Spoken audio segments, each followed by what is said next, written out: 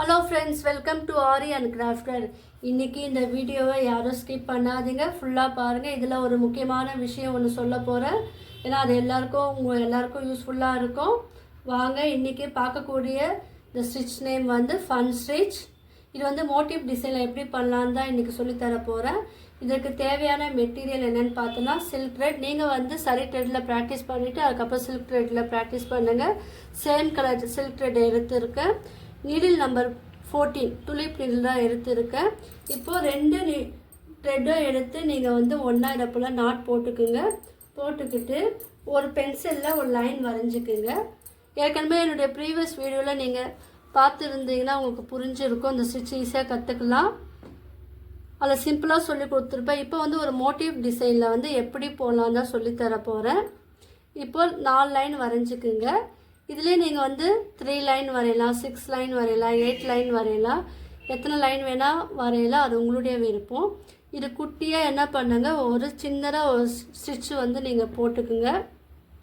ஸ்மாலாக நம்ம போடுவோம் இல்லையா, செயின் ஸ்டிச் வந்து குட்டியாக வந்து நீங்கள் போட்டுக்குங்க. இது வந்து மோட்டிவ் டிசைன்லலாம் நம்ம யூஸ் பண்ணலாம். அதாவது ஃப்ளவர் மாதிரி நீங்கள் இந்த ஃபன் ஸ்டிச் வந்து யூஸ் பண்ணலாம். இது ப்ளவுஸில் எங்கே யூஸ் பண்ணுறாங்கன்னு நான் சொல்லித்தரேன். பாருங்கள், ஒரு குட்டியாக ஒரு செயின் ஸ்டிச் போட்டுட்டு இப்போ இந்த த்ரெட்டை வந்து நீங்கள் கீழே எடுத்துகிட்டு வாங்க. கீழே வந்து இந்த மிடில் பார்ட் வரைக்கும் நீங்கள் எடுக்க தேவையில்ல. அது கொஞ்சம் அது கீழே இருந்தாலும் பரவாயில்ல, கொஞ்சம் கேப் விட்டு மேலே போடுங்க. நீங்கள் இந்த எண்டிங் வரைக்கும் வர வேண்டிய அவசியம் இல்லை. இதுக்கு மேலேயே நீங்கள் வந்து இது ஸ்டாப் பண்ணிடுங்க. இப்போ பெரிய செயின் ஸ்டிச் போட்டுட்டு அது கூடவே பாருங்கள் ஒரு குட்டியாக ஒரு லாக் ஸ்டிச் வந்து போடுங்க.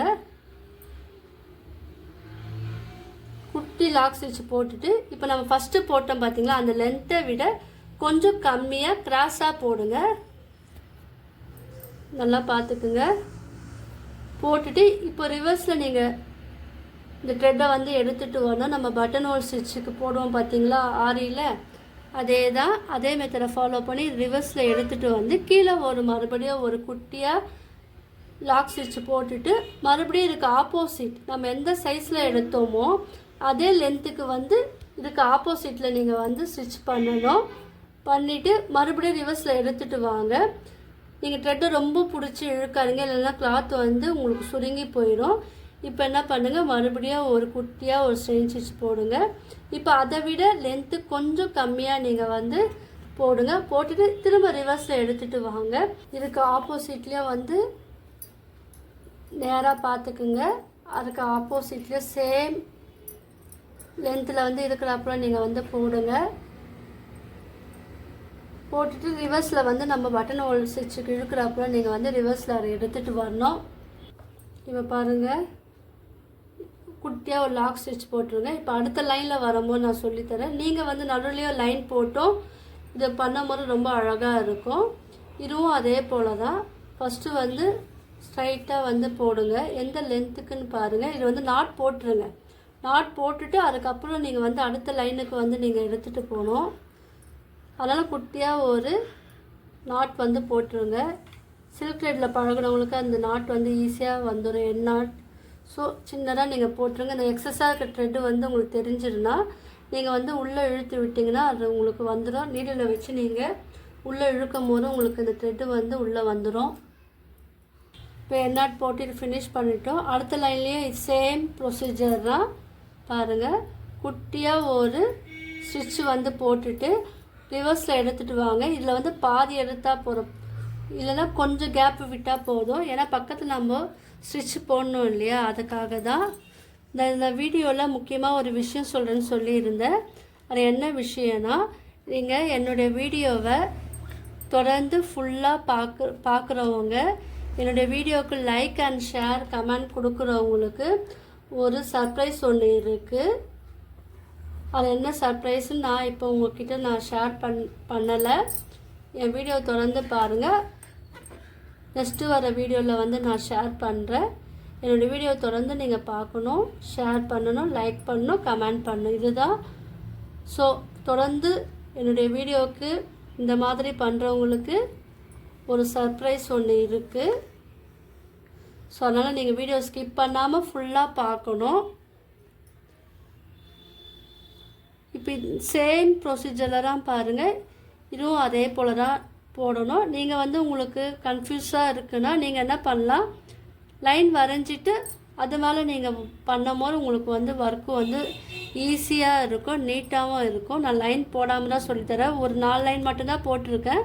பக்கத்தில் இருக்கிற லைன் வந்து நான் போடலை. குட்டியாக ஒரு லாக் ஸ்டிச் போட்டுட்டு அதுக்கப்புறம் நீங்கள் டர்ன் பண்ணி நீங்கள் இதுக்கு ஆப்போசிட்டாக வந்து சேமாக இருக்கிற போல் பார்த்துக்குங்க. இந்த மோட்டிவ் டிசைன் வந்து ரொம்ப சிம்பிளாக தான் இருக்கும். இது வந்து மல்டி கலர்லேயே நீங்கள் வந்து ட்ரை பண்ணலாம். அப்போ வந்து உங்களுக்கு இது இன்னும் அழகாக இருக்கும். பாருங்கள், சேம் லென்த்தில் தான் நான் போட்டுக்கிட்டு இருக்கேன். இது வந்து பட்டன் ஹோல் ஸ்டிச்சுக்கு இழுக்கிறா போல் தான் நீங்கள் வந்து இது வந்து நீங்கள் போடணும். போட்டுட்டு லாஸ்ட்டில் என்ன பண்ணுங்கள், என் நாட் வந்து போட்டுட்டு தான் நீங்கள் அடுத்த லைனுக்கு வந்து இந்த ஸ்டிச்சு வந்து போடணும். இப்போ நான் இது என் நாட் போட்டுடுறேன். இப்போ பாருங்கள், 3 சைடு ஃபினிஷ் பண்ணிவிட்டோம். இப்போ 4th சைடு வந்து பாருங்கள், லாஸ்ட்டாக சொல்லித்தரேன் எப்படி பண்ணோன்னு. இதை வந்து நீங்கள் ப்ளவுஸ் பேக் நெக்கில் நீங்கள் மிடில் போடலாம், இல்லை பார்டரில் வந்து குட்டி குட்டியாக நீங்கள் போடும் போது இது வந்து ரொம்ப அழகாக இருக்கும். ஸ்லீவ் ஓர மிடில்லே நீங்கள் போடலாம், ஸ்லீவ் ஓர பார்டர்லேயே நீங்கள் போடும் போது அதுவும் அழகாக இருக்கும். ஸோ நீங்கள் எல்லோரும் வந்து ட்ரை பண்ணி பாருங்கள்.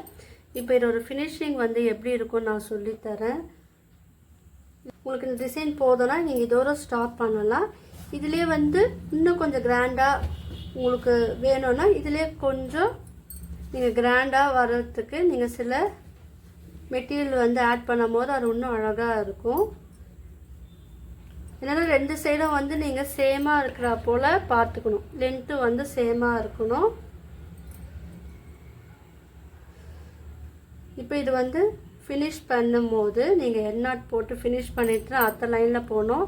இப்போ நம்ம 4 லைனில் ஃபினிஷ் பண்ணியிருக்கோம். நீங்கள் வந்து 5 லைன் 6 லைனில் நீங்கள் வந்து ட்ரை பண்ணலாம். இப்போ இது என் நாட் போட்டு ஃபினிஷ் பண்ணிடலாம். இப்போ மிடில் வந்து நான் என்ன பண்ண போகிறேன்னு பாருங்கள். இப்போ பாருங்கள், இது ஃபினிஷ் பண்ணிட்டோம். இப்போ இது சிம்பிளாக இருக்குது. மிடில் வந்து ப்ளைனாக இருக்குது இல்லையா, அங்கே வந்து நீங்கள் என்ன பண்ணலாம், உங்கள்கிட்ட பீடு வந்து கலர் பீடு இருந்தாலும் நீங்கள் ஆட் பண்ணலாம். நான் வந்து கோல்டன் கலர் பீடு வந்து ஆட் பண்ணியிருக்கேன். நீங்கள் ஆரஞ்சு நீடில் அந்த பீடு வந்து ஸ்டிச் பண்ணலாம், அதுவும் நல்லாயிருக்கும். நான் வந்து நார்மல் நீடில் வந்து ஸ்டிச் பண்ணி காமிக்கிறேன்.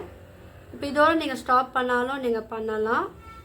இது வந்து புட்டாஸ்க்கு பதிலாக வந்து த்ரெட் வச்சு நீங்கள் யூஸ் பண்ணலாம். பிளைன் சாரீ இருக்குது பார்த்தீங்களா, அந்த சாரீலேயே நீங்கள் வந்து இது குட்டி குட்டியாக போடும்போது நல்லாயிருக்கும், இல்லை கொஞ்சம் பெருசாக போடும்போதும் அந்த டிசைனாக வந்து அழகாக இருக்கும். இப்போ இதோடு நீங்கள் வந்து ஸ்டாப் பண்ணாலும் பண்ணலாம். அப்படி இல்லைன்னா மிடில் பாருங்கள் என்ன பண்ணுங்கள், இதில் வந்து ஒரு வீட் பீடும் வந்து நீங்கள் ஆட் பண்ணும்போது அதுவும் வந்து நல்லாயிருக்கும். இது ஜஸ்ட்டு வந்து ஒரு ஐடியா மட்டும்தான். இதில் நீங்கள் வேறு என்ன திங்ஸ் சேர்க்கனாலும் நீங்கள் மெட்டீரியல் வந்து சேர்த்தும் நீங்கள் வந்து பண்ணலாம். இதில் வந்து கேப் இருக்கிற இடத்துல வந்து ஒரே ஒரு வீட் பீடை ஆட் பண்ணலாம், இல்லை ரைஸ் பீடும் நீங்கள் ஆட் பண்ணலாம். இல்லை சிம்பிளாக எனக்கு போதும், எனக்கு இந்த வீட் பீடு வேணான்னா நீங்கள் வந்து சிம்பிளாகவும் விட்டுடலாம். இப்போ எங்கெங்கே வந்து பிளாங்காக இருக்கோ அந்த இடத்துலலாம் வந்து நீங்கள் இந்த வீட் பீடு சேர்த்து நீங்கள் ஸ்டிச் பண்ணுங்கள். இல்லைன்னா டியூப் பீடு, குட்டி ஸ்மால் சைஸ் டியூப் பீடு இருக்குல்ல, அதுவும் வந்து நீங்கள் இதுக்கு பதிலாக நீங்கள் வந்து அதுவும் யூஸ் பண்ணலாம். அதுவும் பார்க்கறதுக்கு நல்லா இருக்கும்.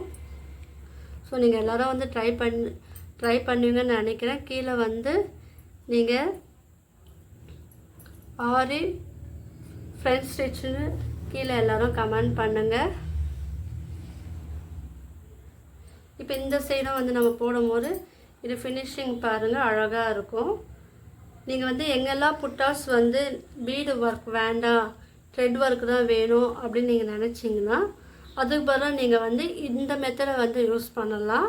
ரொம்ப சிம்பிளாகவும் இருக்கும், பார்க்கறதுக்கு அழகாகவும் இருக்கும். கீழே வந்து நாட் போட்டுருங்க.